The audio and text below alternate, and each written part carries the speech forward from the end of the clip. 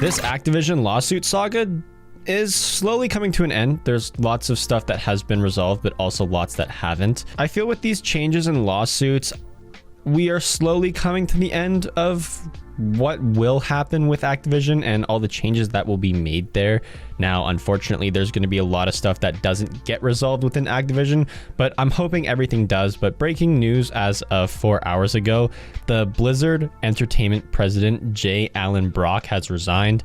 And two people are going to be co-leaders of Blizzard, Jen O'Neill and Mike. And I don't mean to butcher this last name, but Ybarra, they've been co-appointed to co-leaders of Blizzard, and Jen is an 18-year company veteran. She has experience as the head of Vicarious Vision Studios and as the executive vice president of development at Blizzard. She's been providing senior development leadership and support for Diablo and Overwatch franchises.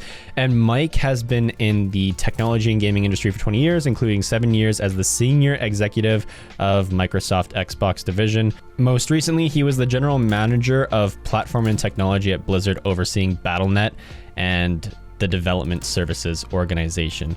So this is good news on the more president side of Activision. We have people coming in here, a female and a male, which is going to add workplace diversity. And I'm sure the company is definitely looking for that with all of the allegations and stuff that has gone on. But it's good that they are changing their higher ups at the company. So we're going to be seeing new people.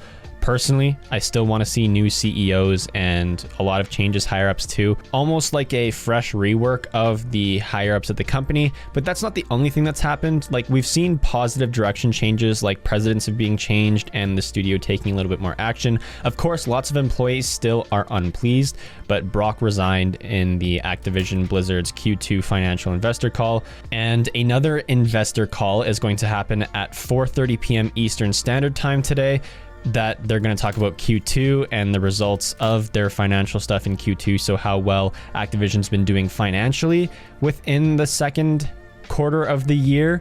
But I'm sure we're going to see lots of changes within the next couple of days within the Call of Duty and Activision sphere. You can see Call of Duty's slowly been affected as well. There's also been some big advertiser changes within Call of Duty. And this is very similar to the adpocalypse of YouTube, which happened a couple years ago, except it's like the Activision apocalypse, where T-Mobile has ended its sponsorship of the Call of Duty League and Overwatch League. You guys, if you ever watched the Overwatch League or CDL, you guys know that the T-Mobile is a huge sponsor and probably provides a lot of money for those teams and for the franchises as in general. But now they have dropped out, so there's no major sponsor there. And T-Mobile representatives have not touched based on if it's because of the Activision lawsuits why they dropped out. I assume so, but yeah, so Call of Duty is going to stop getting sponsorships and more support financially from investors. And I'm sure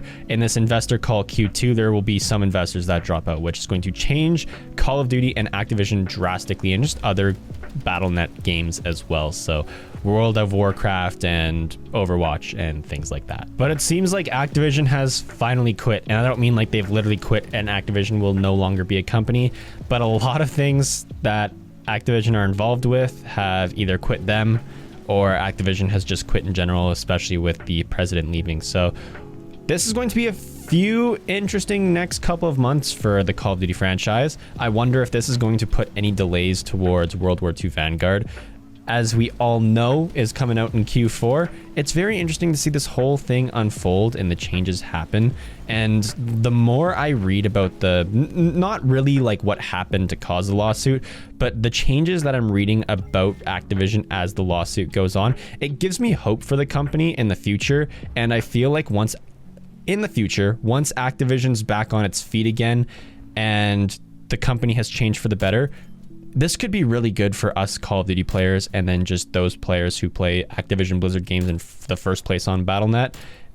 It looks like they're trying to change things for the better, and will hopefully have a better workplace. And in the previous videos that I talked about this topic, the better the workplace, the better the products, the more we enjoy them.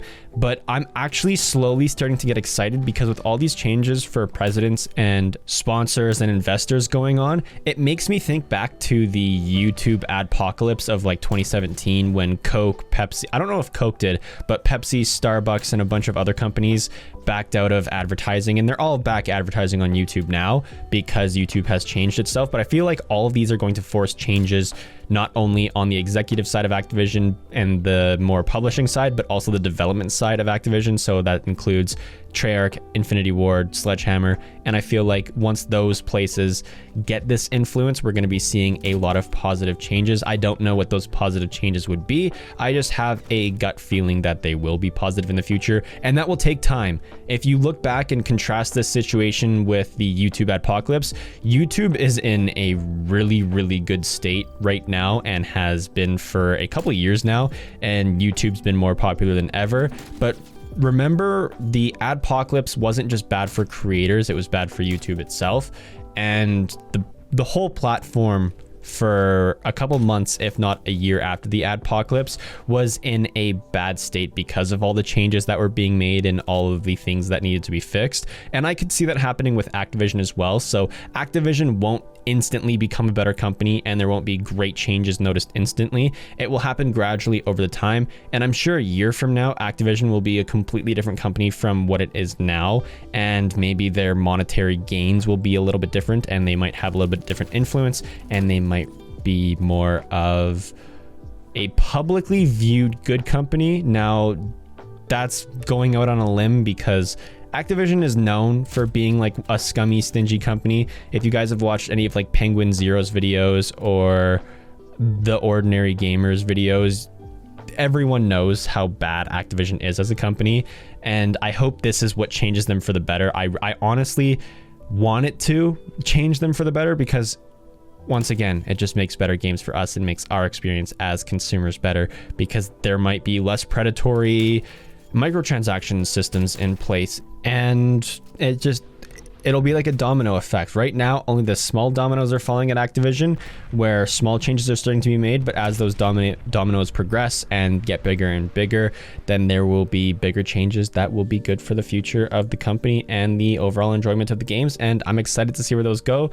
And I'm not saying I have the highest hopes. I do have high hopes for Activision in the future, and I'm not cutting them any slack because obviously there's still lots of changes that need to go on within the company, and there needs to be a lot of reworking done still, and just the president stepping down isn't the only thing that should happen. If it is the only major change that does happen, Activision will continue to be one of the most frowned upon companies within the gaming industry.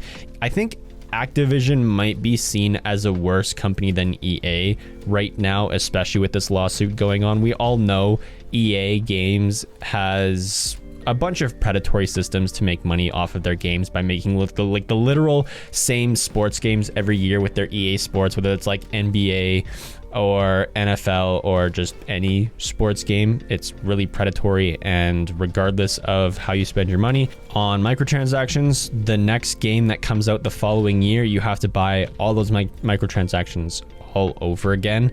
And right now Activision seems worse just because of how their companies run. And yeah, so it's interesting.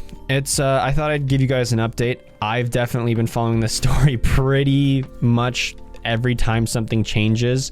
It's going to be interesting to see what happens with season 5 coming out on August 12th, which is a couple weeks away, or I guess it's a week and a couple days away.